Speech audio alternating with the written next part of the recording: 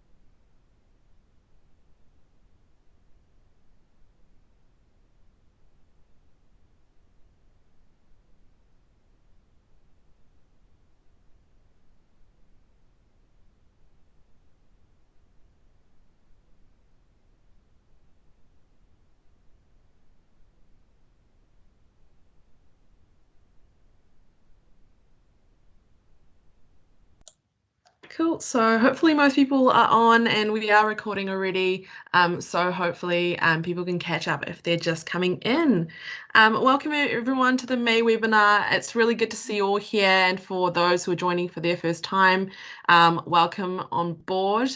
My name is Anusha and I look after the partner channels here in New Zealand. So we have quite an exciting agenda here for you today. We have an update on our partner training and enablement from Ken. We have the lovely John from Enlyft, who will be giving a bit of a demo on a new solution. We'll have a Q&A, which is a little bit different. We'll have it on the two topics there, and a wrap up from Pip. And then we'll have the fantastic Patty who'll be joining us for the last 15 minutes just to talk to you guys about the new data center news and facilitate any questions you may have. So again, feel free to use the chat window if you have any questions, and the speakers can address them via chat or within their call. And please let me know. Hopefully, I just dropped off the call a bit earlier, so hopefully I don't do that again. But hopefully Teams stays with me this time. Just a reminder that we do also have a monthly newsletter that goes out, and this one was this month's one, and you can subscribe to this using the link on your bottom right. So I'll share this slide deck on Yammer as well as the recording after this. But please do subscribe to all of this. We have some really cool stuff that we send out your way, and there's a brand new New Zealand news specific section. So we are trying to get you guys more relevant news, some of the cool case studies and things that are happening within Microsoft New Zealand. So hopefully you stay engaged. And thank you for everyone who's actually provided feedback as well on our comms channels. Here are my details if anyone else wants to get in touch. Thank you to the person who just asked as well about the live event versus the call. We did trial the live event earlier this year before the January webinar, and we just felt like this had better functionality. And I know a few webinars ago, someone suggested doing these webinars a bit earlier in the month. I think at the moment, our best content kind of comes through the month, and we really want to share it with you as soon as possible, which is why it is at the end of the month. But feel free to view the recordings. So sorry if it's not the best time for you, but hopefully you are able to access those. Just without further ado, do we have Ken on the call? Yep, Anusha. Am I coming through clearly? Yes, go on. Do you want to request Perfect. control as well? Yep, I'll just do that right now. There you go. Cool. Thanks very much, Anusha. So hope everyone's doing okay. My name is Ken Wong here, and I'm just going to be covering a number of different enablement activities we have to share happening here. Well, here locally in New Zealand, but I use that term sparingly at this point. So just sharing this on. There we go. So back at popular demand, we have more sessions around the AZ900 fundamentals session. Please note that one of the main reasons why this is hugely popular is, let me put the mouse away, sorry, is that any attendees for these sessions will receive a free voucher towards an AZ900 exam, which makes this a great opportunity for partners to upskill in Azure fundamentals. So if you don't know what this is, just really quickly, this is a session that covers once again, the exam of the AZ900 exam, which is the Azure Fundamentals exam that's available to partners and to customers alike. And it really covers, as per the name, the fundamental layer of what Azure has to offer for, our from both a technical and a kind of a sales perspective. Once again, this course is free, and we highly encourage this opportunity for yourselves as partners to sign up and to leverage it as a free opportunity to certify yourself or your staff as well. Oh, I just wanted to quickly say that as soon as I've covered all this content, I'll be putting up this relevant links such as registration links and into this chat window for those who are interested in registering right away. Towards the next session, we have the Cloud Native course, and this is summarizes quickly. The Cloud Native webinar series is a 10-session course encompassing a variety of topics, which will take a deep dive into the world of containers, learning how to provision and configure them, as well as securing them on container registries. These sessions also cover Kubernetes basics and concepts, where participants will learn to build Kubernetes clusters and deploy their very own Kubernetes application.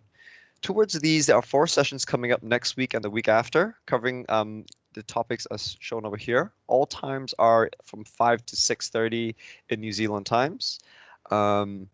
And yeah, once again, I will be putting these links into the chat window for those who are interested in signing up for these as well.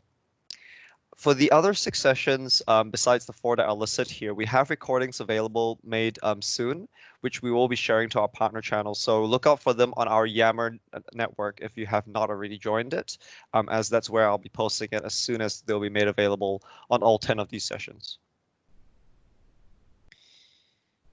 Lastly from us, we have just a short Azure VMware Solutions technical briefing on the 24th of June. So it's only an hour and a half, but this session is going to be great for partners looking to learn more about the offering of VMware Solutions on Azure. And this was just a feature that we have announced quite early in the month of May. So, this is really specific to partners who are really looking to build up and understand what is available within VMware on Azure. And particularly in this particular technical briefing, we'll be covering technical demos on how you can seamlessly run and manage applications across VMwares. There will be, a lot of content around, what you see here, which is capitalizing on the existing VMware investments, skills, and tools, and including VMware Sphere, vSphere, vSAN, and vCenter, while leveraging scale, performance, innovation of Azure. So it's a real short session. For this one, there won't be a link, unfortunately. It will be an ICS file. I'll see if I can share that on the chat window. Hopefully that's fine. And feel free to just bookmark that on your calendar if that's some content that you'd be interested in learning more about as well. So outside of Microsoft, we also do have some of our learning partners having some amazing offers for our partner channels, such as yourselves here. So first off, we have a fundamental series offered by Ace here, which costs $350 plus GST, and it covers these 4 different topics. Just to clarify, I believe it covers one of these 4 different topics, not all 4 of them for the price of 350 GST. From Microsoft Azure to Dynamics, Power Platform, and Microsoft 365. So each of them, I believe, are relevant to the specific exam that they're aligned to, from AZ 900, which is Microsoft Azure, all the way down to MS 900, which will be from Microsoft 365. The session here, as I understand it, is mostly digitally delivered, and it will come with an exam voucher as well, included within the price tag of 350 GST. They also have training around Microsoft Software Assurance. Being quite honest, I'm not very well across the content around software assurance here, but once again, a lot of this content here will be available in the slides after this webinar for those who are interested in signing more up. And also, if you want to know more information, as towards the steps on the left over here, I'll recommend reaching out info@ace.co.nz to find out more in terms of this offer and what you can leverage as far as this goes.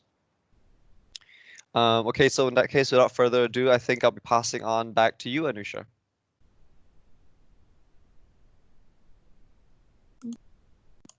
Thanks, Ken. Sorry, yep, there you go. Next up, we have John. John, are you on the call? I'm Anusha. Can you hear me? Yes, perfectly. Feel free to share screen. Yeah, okay, great. Thank you. Good afternoon, everybody. I'm broadcasting to you, I guess, from Western Australia here in Perth, so hi. It's a rainy day here. Can you see my screen okay? All good, John. Okay, great. So again, good afternoon. I'm John. I work for a company called Enlyft. We're a SaaS application service provider that runs on Azure. The company's based in Seattle. I'm a bit of an odd one out as an employee based out in Australia, though I spend about a third of my time in the US when I can travel. We've been working with Microsoft for about 5 years now as a provider of a platform service that underpins a program that Microsoft calls Cloud Ascent. You may have heard of that. It's certainly well known across Microsoft employee base, but less so with the partners. In July last year at Inspire, Microsoft supported us to announce a partner access program that we were the delivery arm for to the Cloud Ascent capability running on the Enlyft platform. So today I'm here to share with you more about that partner access program. It's been running since July, although most of our activity has been in Europe and US till now, in terms of partner engagement and adoption. My own role is really to lead the sales effort in Enlyft. And just for transparency, because I took out a slide earlier that would have declared it, I was actually Enlyft's first customer while I worked at Microsoft till 2 years ago. I was a customer for about 3 years while I was in the US. And I was at Microsoft for nearly 19 years before I joined Enlyft. So now Enlyft's mission ultimately is to help tech companies drive their customer acquisition in the B2B space, and leveraging AI. Underlying our platform application layer is an AI and big data platform that is proprietary, and we built over the last 6 years, that allows our customers to find and target the companies they're most likely to want to buy, are most likely to want to buy their solutions. And then once that audience is known of accounts, we help our customers leverage additional insights in our platform to more effectively engage those customers to better qualify them into their pipeline. So that's across both sales and marketing. Our users are in both those functions, and our application helps them align in terms of their effort to generate and create net new opportunities that will more likely close. And thirdly, we increasingly are building in a suite of integrations into our platform that allows our service to be seamlessly available, whichever sales and marketing systems you use, from a market automation viewpoint or from your CRM sales engagement. The platform, and I mean, the company is a platform company. As I said, we run on Azure. And our mission, if you go a little layer, peel the onion one layer, is to really discover and understand the technology preferences and business attributes of every company on the planet in the end. And through that big data scale, use that capability to democratize the use of AI in B2B sales and marketing. So if you look at the company was founded to in terms of its technology capability to collect data and to collect data from the public domain.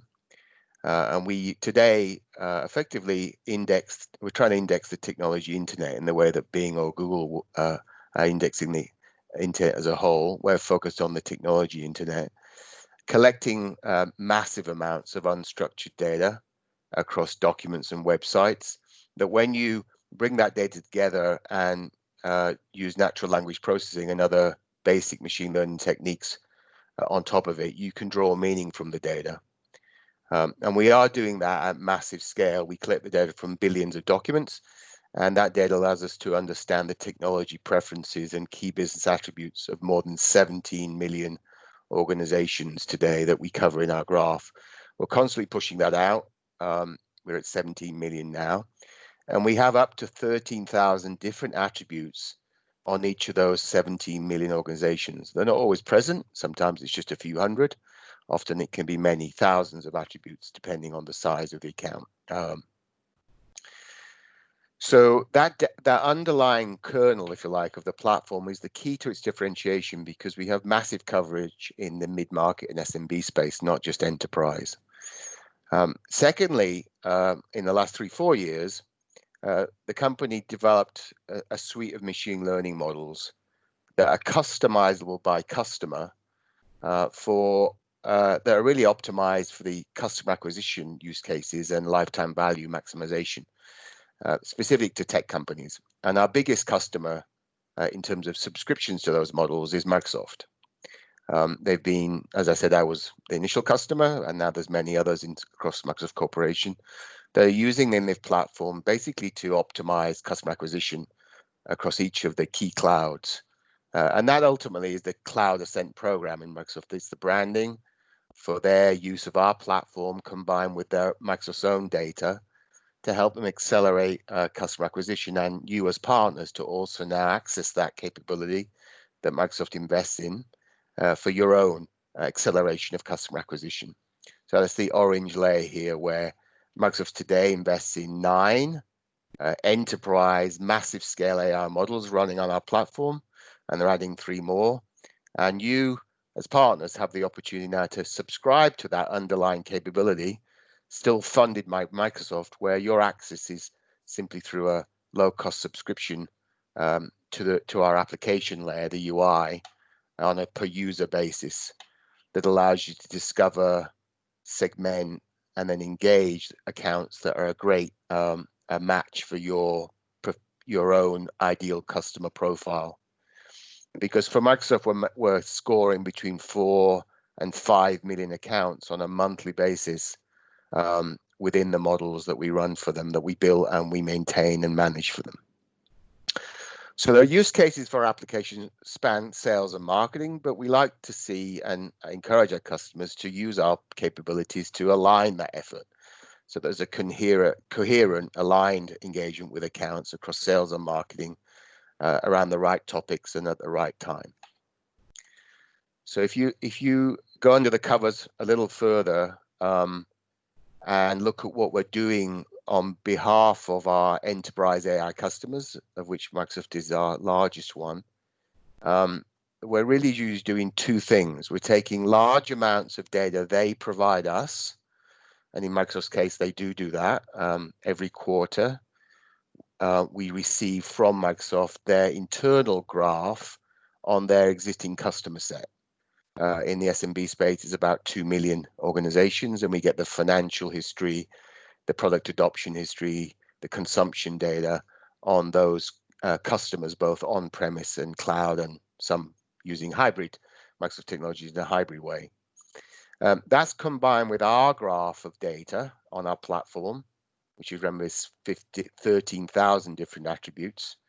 And remember, the main asset we have of real interest there is that most of our data is on other technologies. It's on a variety of vendors, technologies, and categories of technology that Microsoft doesn't have data on, because it's whether the account uses Tableau, yes or no. When did it begin? Is the usage increasing or declining, and when did we last detect it? So we combine our data graph, which is current and up to date, with Microsoft's own, to build out a robust propensity model using machine learning that is this combined products owned and used data, third-party tech, Microsoft technology, Enlyst firmographics data, Enlyst business attribute data, things like IT spend of the account is in our graph, how much of the spend goes on cloud versus non-cloud IT use cases, of the cloud spend, what is SaaS, which is other categories of application usage.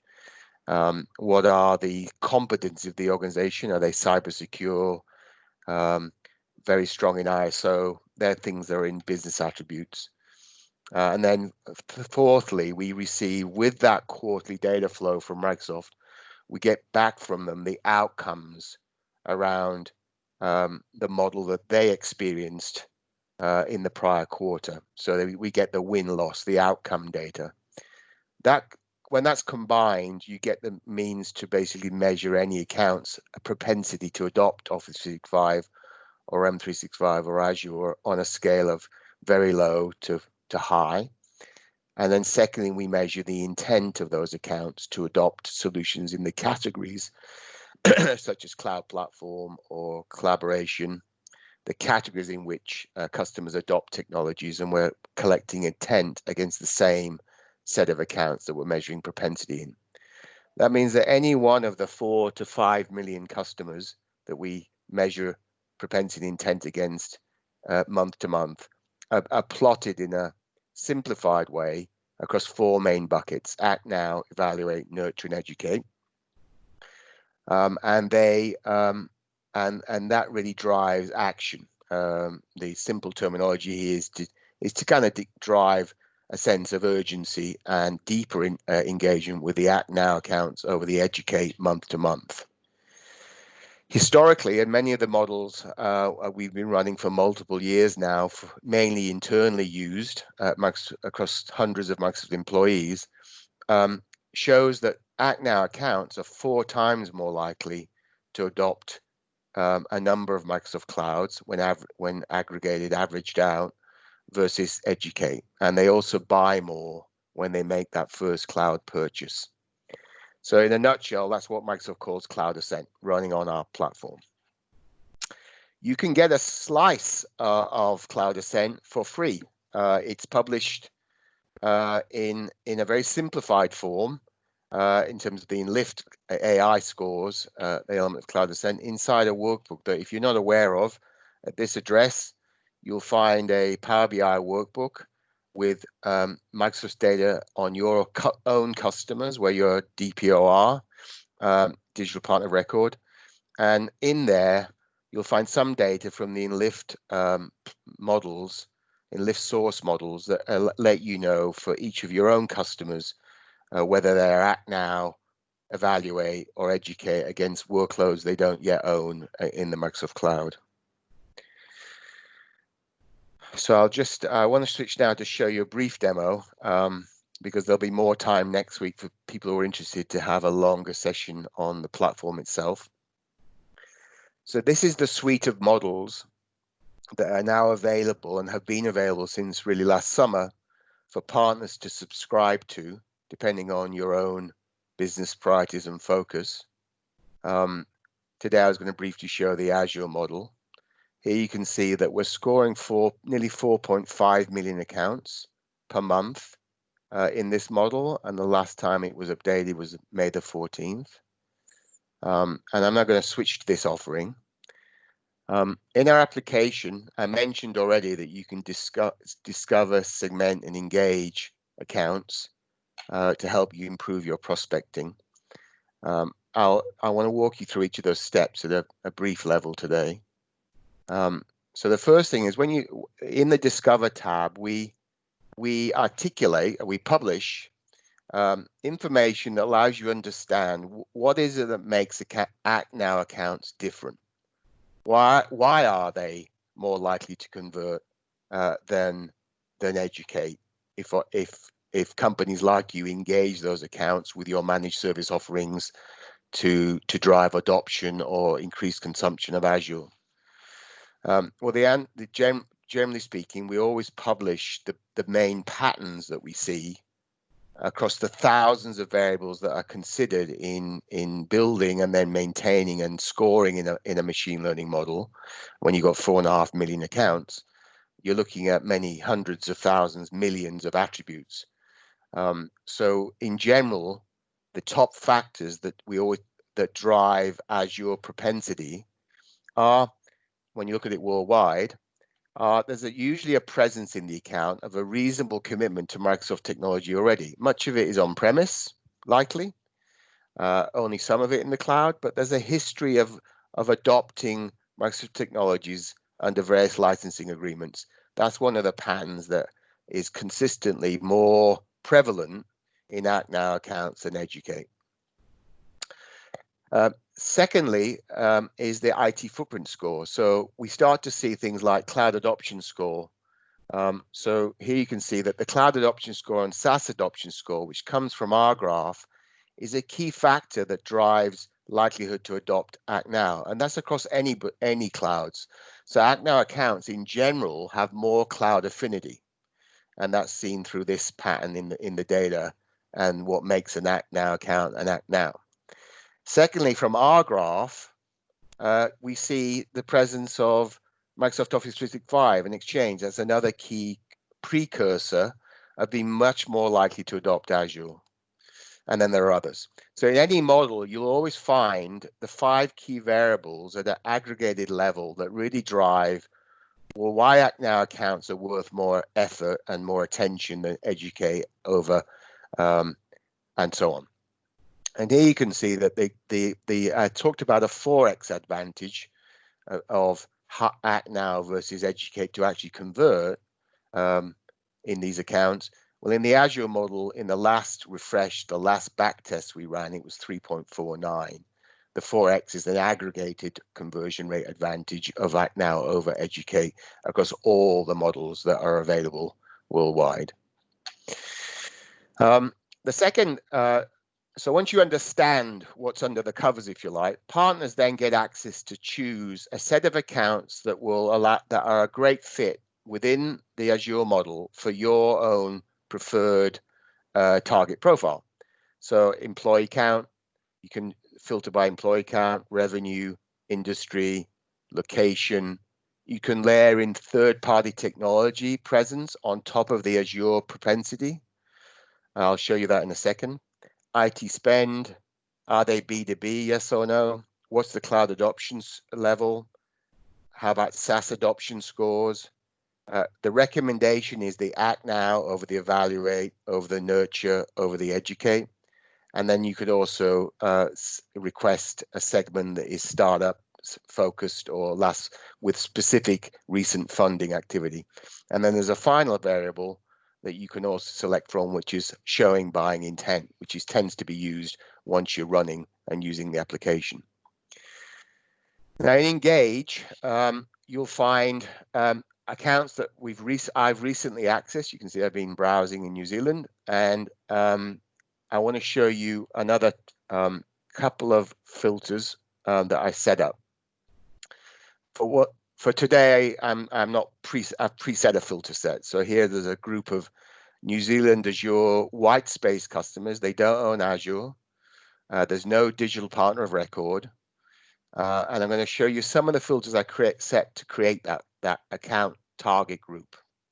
The first thing is I set up immediately the accounts are prospects. There's no established DPOR. We're not able to provide those to you. If you are DPOR, you have the scores from the Enlyft models in that workbook I showed you already. So these are accounts in New Zealand greater than 50, in fact greater than 25 actually now if I look at the filter, that are prospects. So they're open for you to subscribe to do sales and marketing motions into them if you're Azure focused. New Zealand I chose. In this case, I'll take off 10 to 50 and I'll leave it at 50 to 200 as described here. And at the moment, I've not removed any of the lower propensity, so I'll add that. So we're down to 253 accounts now that have these attributes. And now I'm going to add in a technology filter. So I'm interested in how many of those are actually already running AWS from our graph. And you can see now there are 73 accounts that have these attributes and they have the presence and usage of some AWS workloads. So browsing down the list of accounts, I was looking earlier at skills. There's one of the accounts I can enter, and this is the standard account view. So this is what we really call engage. That someone in a business development function would spend much more time in if they were looking to, in a precision way, with well-armed and well-informed, do prospecting for your managed service around Azure.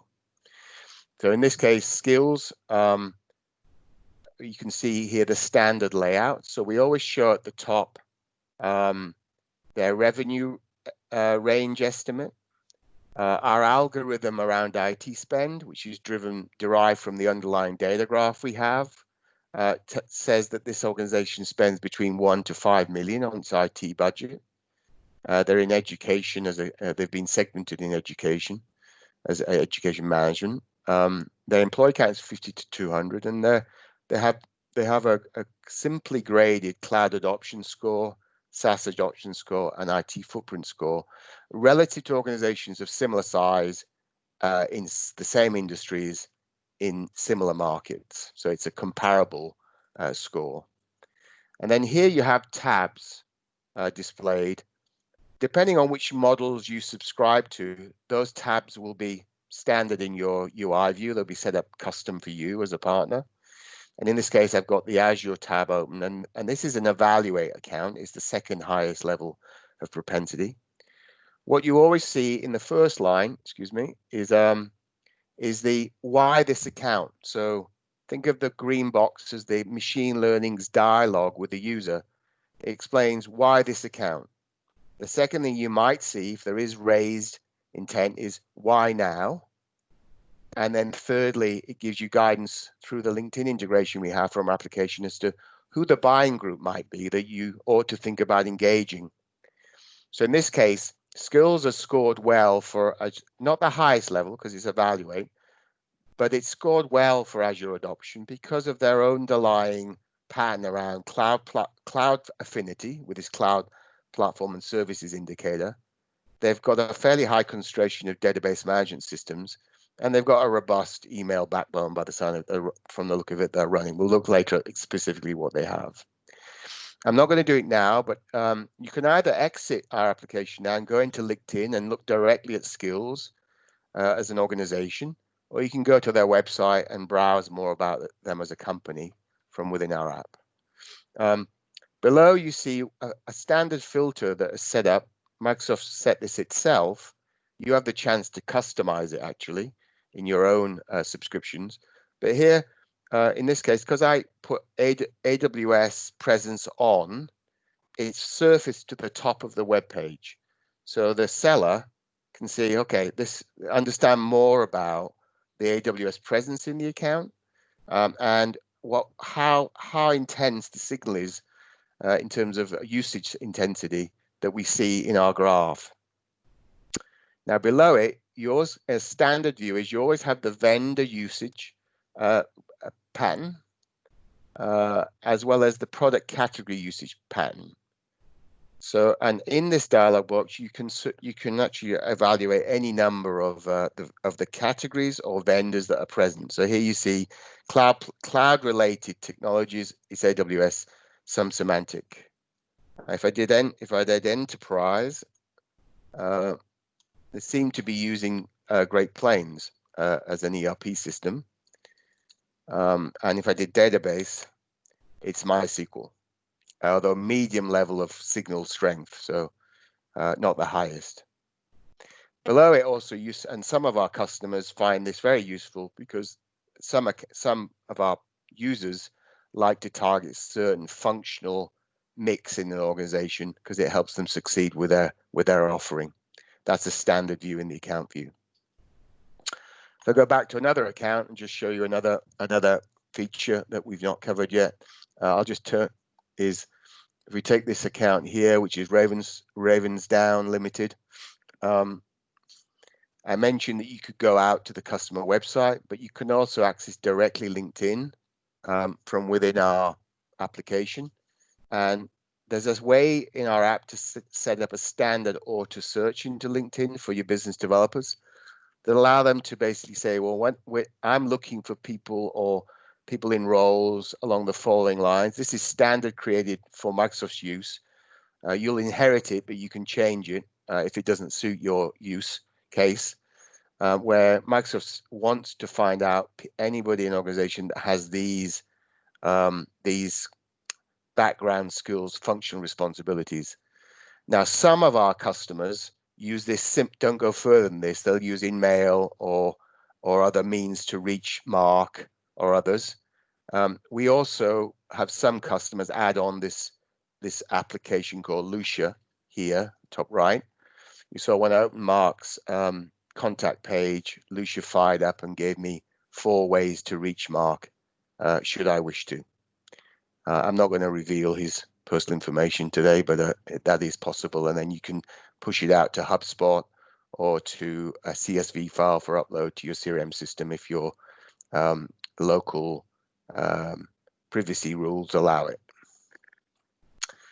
And then if you run out to their website, we also have 2 plugins, one for Edge and one for Chrome, that allow you to view the same UI I've shown you when you're browsing and researching the account, and you can see that from this plugin here. So I'm conscious, I think, of about to run out of time. Can you see my slides again? Are you still on the web page? We can see your slides now, yeah. Okay, great. So we have, what does access cost you? Well, as a partner, there's basically Microsoft is subsidizing your access because the underlying data graph and the AI models that Microsoft invests large investments in within Enlyft annually, you have free access to those. Your subscription to the UI is $800 US a year per user. As that's the standard subscription. I won't go into the details now. There's a call next week if you want to know more. But we are able to offer New Zealand partners a special discount that's available until the end of June for partners who subscribe between now and the end of June, they'll receive a 25% special offer discount for the full year subscription ahead. It's an annual subscription payable upfront. That's just over $100 a user per month. I think I'm at the end of time. We basically have a workshop next week online, 45 minutes, just on this topic. If you'd like to attend or have someone in your who head sales and marketing attend, if it's not you, then send me an email. There's my email address. And if not, if you're then you can find more information online on our website and just reach out to me. I'm happy to have a one-to-one with you if you can't make the webinar next week, but you are interested. Thanks so much, John. I'm just going to share my slides here. Yeah, thank you so much for sharing. And hopefully, again, guys, I will have John's slides up with the master slide deck. So you'll have the links there and be able to take part in the extended session next week. Just in the interest of time, we might suggest Q&A just on the chat window, as you guys have been doing. And I might ask if Pip is on the call. I am. I'm here. Can you hear me loud and clear? All good, Pip. Go ahead. Good. Thank you. Hello, everybody. Sorry, I'm late. I was just presenting a plan into another team, so I had to sadly prioritize that. And the reason I had to prioritize that is that I actually have a new role at Microsoft.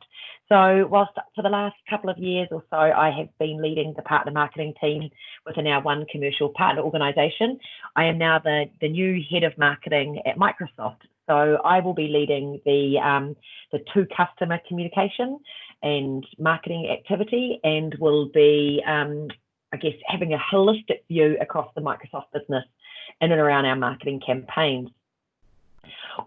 This is just my first week into role, and so what it's giving me really good visibility, particularly from my partner lens, having worked in with partners for so long, is actually how we need to translate what we do from a Microsoft perspective, what we're doing from a marketing perspective, which is incredibly programmatic.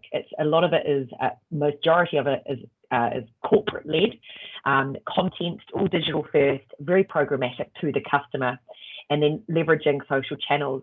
But what I think there is an opportunity to actually sort of lift up some of that content in some of those campaigns and showcase that to our partners.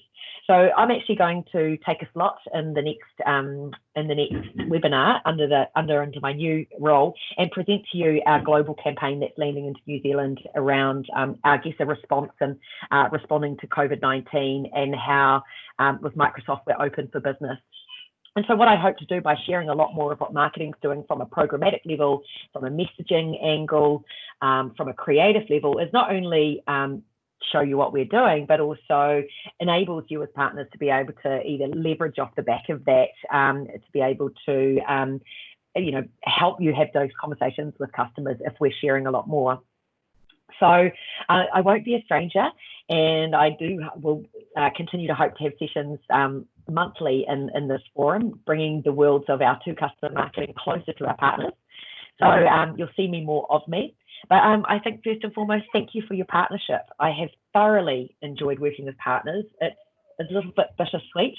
Our one commercial partner team here at Microsoft is a fantastic leadership team to work on. My go-to-market team here is amazing, and we really do endeavour to champion partners in everything we do and tell the partner story and ensure our partners are getting the best and the money and showcasing what they're doing. And I think we punch well above our weight in that. So that's it from me, Anusha. I'm not sure who you're handing over to next. But if, thank you very much. And don't be a stranger, connect with me on LinkedIn, or my email address is still the same. So on to the next one. Thank you. Thank you so much, Pip. And there are some very nice messages for you in the chat window, so check them out. Next up, we have Patty. Patty should be on the call very soon, I think. Or are you already on, Patty? Can you hear me? Yes, we can hear you well. It works. I'm just on my phone, so there's a bit of background noise, but I'm sure that'll be okay. Good. Cool. Hey, everyone. If you don't know me, Paddy or Patrick Cannell, I'm the Azure Business Group Lead for the Microsoft sub, and also was the project lead for the data center region announcement. And I thought I'd just give you a couple of quick bit of extra details that you may or may not know about, and then you might have some questions. I may be able to answer them. Some of them I will, some of them I won't. But we'll try and give you as much information as we can. So just a couple of things, if you were under a rock, we made an announcement 2 to 3 weeks ago that we were going to put a Microsoft data center region in New Zealand. That actually is not just one data center, it's 3 separate sites. A lot of conjecture out there in the market that it was just one site. We generally build what's called an availability zone configuration when we launch our new regions, and this will be one of those. So it's a full-blown region, not a micro region, as some people speculated.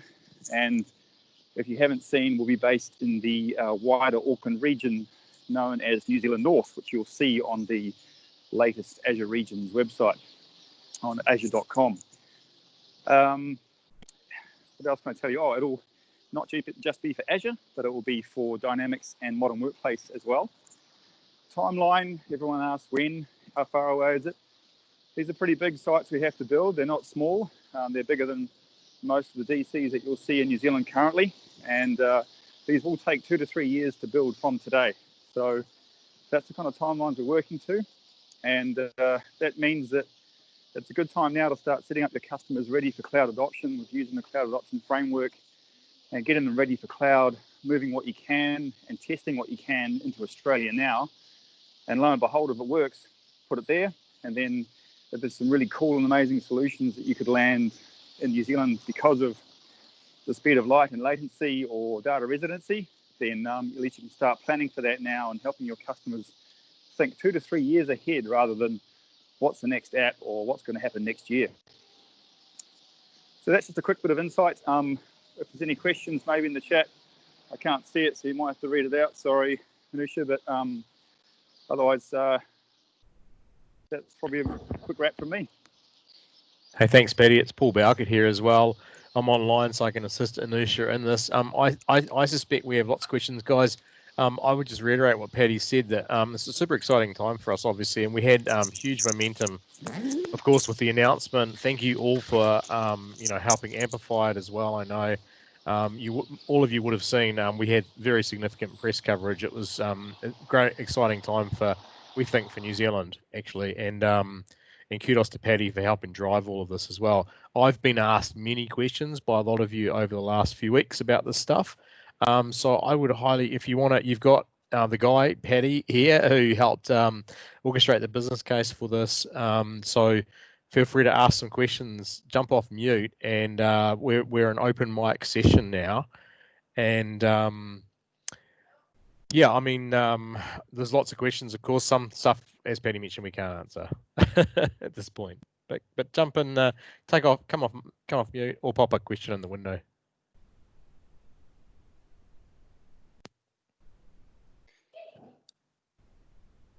I'll go firstly. So Warren from Fusion 5. Do we know what services are going to light up when the data center goes live? Are we going to have CE, Power Apps, Finance and Operations, Mail, SharePoint, Teams locally?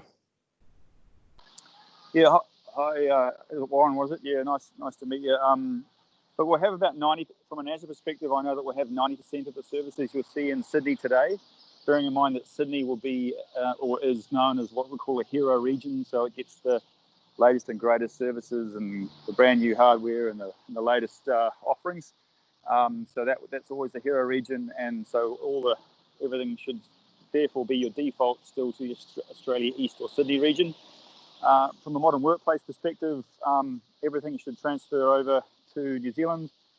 If you don't know Azure Active Directory, that only sits in about 4 sites globally. So that in itself, Paul Bowkett can probably give more detail on that one. I'm not too au fait how that works, but he can talk to that at some time separately. And then from a Dynamics perspective, we're looking to bring over as much of that at that service and definitely Power Apps over to that region. So it should be pretty similar to what you would see in the Melbourne region today.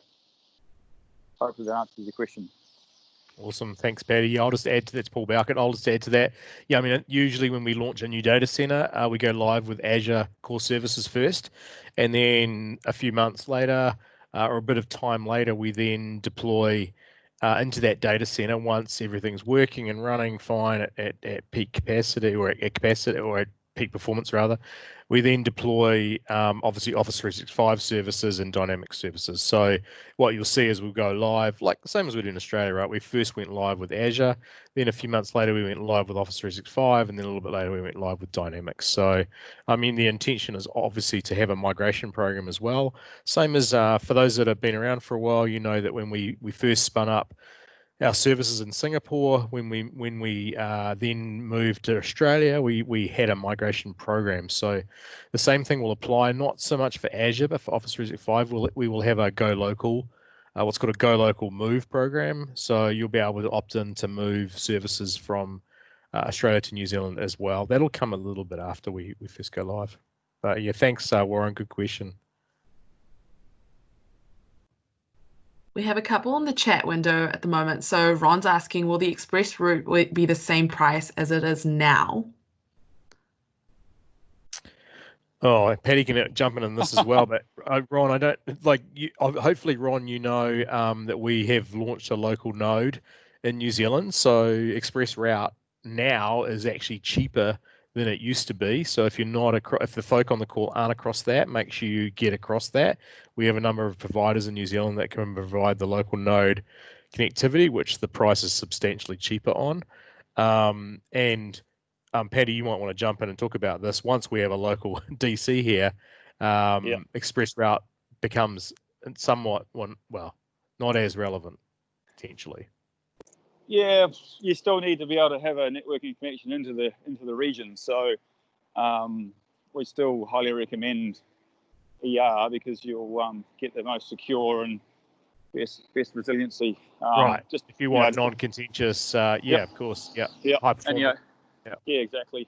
Best security, high contentious, best quality of service. As an example, each one of those sites or zones in that region have 3 complete separate fibre connections. So they operate completely separately from each other, different power, different cooling, different networking.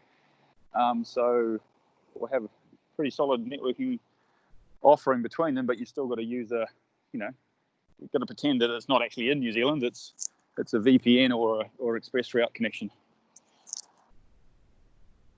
Yeah, so if you want to avoid public internet and getting bounced around various routers around New Zealand, then obviously having a direct connect is the ideal option.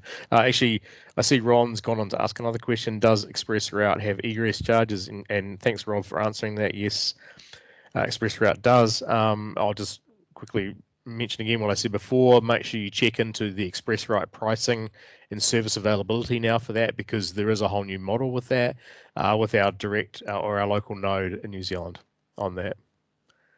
Important to note. Oh, sorry. Or just one other thing is important to note. Obviously, the difference between Express Route and VPN is per what Paul said, is it's not over public internet, and therefore you're not paying for data charges across the Tasman. Yeah, good point. Boom. And Matthew's asked, will all 3 DCs going to be in the Auckland North region? Oh, over to Patty. Good question. So it's New Zealand. It's called New Zealand North, so that we can expand and have, say, New Zealand Central, New Zealand South. When I mean Auckland North, it's in the wider Auckland region, 3 separate sites, spread over a maximum distance apart of 120 kilometres. But they need to be able to provide a less than 2 millisecond latency between each site for a VM active connection. So that's about as much as I can tell. It's the wider Auckland region, not necessarily north of Auckland. And I will add to that. Thanks, Patty. And I will just say, guys, you've probably seen, as Patty alluded to, lots of speculation on various, Reddits and Geek Zone and lots of publications write about where we're putting stuff and who's building it and blah blah blah. And obviously there's some things that we can't talk about. And but I think what Paddy's sharing with you there now is more than we've kind of publicly disclosed. So so we're letting you know as much as we can at this point in time. We've got another question here from, since I'm off Mike and Usha, I'll just keep going with the questions. Warren's asked, when does the estimated preview start, and can we be part of this? Oh yes, it was real fun being part of this in South Africa. Yes, we've got a few South Africans working at Microsoft who remember the rollout in South Africa as well. So Paddy, the question is, when does the estimated preview start, and can we be part of it? Yeah. Good question. I'm not sure, to be honest. We'll probably have a better idea of those kind of things, I would say, going into probably our Q2 next FY, so not FY21, but FY22. So we'll have a better idea in about, 18 months' time, give you that context. I do want to reiterate what Paddy said before, and guys, don't, you'd expect us to say this, right? But I think this is genuinely, don't sit there and wait for us to build a data center in New Zealand. We have lots and lots of big customers and small customers today running mission critical workloads out of Australia. This is not something that you can't do. If people are still thinking that you can't run SAP on Azure, or you can't run some kind of major application out of Australia because of either sovereignty or data or latency or whatever, that's generally not the case. And so if you've been holding back because of that, please don't hold back longer because we're putting a data center in New Zealand. Please start trialing it and doing it in Australia, because this is going to take a little while. Yeah, just to reiterate that, that's a very good point, Paul, is that what we've found now is it's actually opening up conversations with customers, as I said before, for like 2 to 3 years strategy and going, okay, what can I move to Australia now and put it there? And what can I test to Australia and see if it works now that I'm actually committing to cloud and realize that it's inevitable. So how do I get planned for that now? What can I test? Hey, well, look, it actually works in Australia and it's fine. Maybe I'll just leave it there. Or look, I need to have an app that has a latency of less than 10 milliseconds, so I have to wait for that, or do I modernize and build a new one or something else? But at least you can start to plan that out and build out that cloud strategy with your customers. It's good to see there's been lots of questions for Ken on the Azure fundamentals. So it's great that lots of you have been taking the fundamentals training that we've been running ourselves, and of course our CSP providers have also been running lots of training around Azure. Now is definitely the time where you want to make sure you're skilling your teams up and getting skilled up yourself in Azure. If nothing else, we are seeing a huge uptick, guys, because of COVID, because of customers wanting to go, well, look, I can't access my server. It's sitting behind, a desk, or it's in somewhere in an office and I can't access it. We don't have the right VPN environment, whatever it is, right? So a lot of companies are we're going to go through some downturn, but we are all collectively well positioned to be one of the major providers to help customers and help New Zealand get back on its feet. And so make sure you're thinking about how you get skilled up in these areas. And if you've got more questions about training and stuff like that, Ken can help out with that as well. Since I'm off mute, Paul in the chat room is saying, Paddy, sounds like you should run for PM. Yeah. Thanks, Mr. Caldwell. And you might be up there with Mark Richardson from the what's his name, the morning breakfast show. We would be on the same party, so I guess that could be a chance. And the irony, guys, I'll just tell you a quick inside joke. Someone shared internally in one of our teams, Microsoft New Zealand Teams chats earlier, a picture of Jacinda Ardern using her Surface laptop in her office to run a video conference call, and it was held up with legal books and other stuff to put it the right height. So we've joked that maybe she could get a job at Microsoft as well.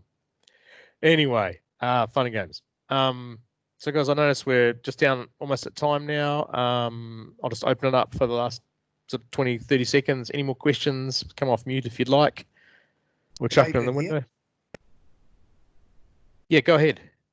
I just want to say, I know I've said it on LinkedIn and Twitter, but congratulations, Patty and the team. It's freaking awesome that finally that, as you say, the conversation now has started. Let's just get it working up and running to capacity. Yeah, thanks so much, David. That's awesome. Yeah, it's great to have your support, and yeah, it's a really good milestone for the country, I think. Because finally now there's no need for anybody to say, oh, it's in Australia, so it's coming to New Zealand. If we're not ready, somebody else will zap in there. Yeah, actually, it's a very good point on that latter one. We do anticipate potential announcements or FUD or other things from other players in the market, and that's fine. The world's moving on, right? And if you're still selling servers, now's the time to think about getting into cloud, right? But I would just thanks, David, for the feedback, and I'd just generally speaking, guys, for all the partners on the call. I know we're just having a few people drop off now because we've hit the top of the hour, but thank you guys for your support. We genuinely, really appreciate it, and we're looking forward to sharing more information as we can over time with this model. With that, I'll pass back to Anusha Patty, you want to close off, and Anusha can shut down. Thank you very much, Ken, for the extra training, by the way, for the fundamental classes. That's awesome. Yeah, thanks, Ken. Yeah. Kudos. Yep, no, thanks. Yeah, no worries. Happy to help you guys.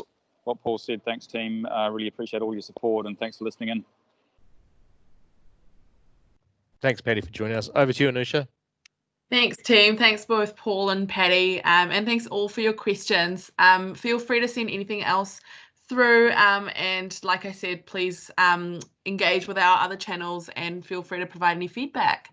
Hope you guys have a great month, and we'll see you next time.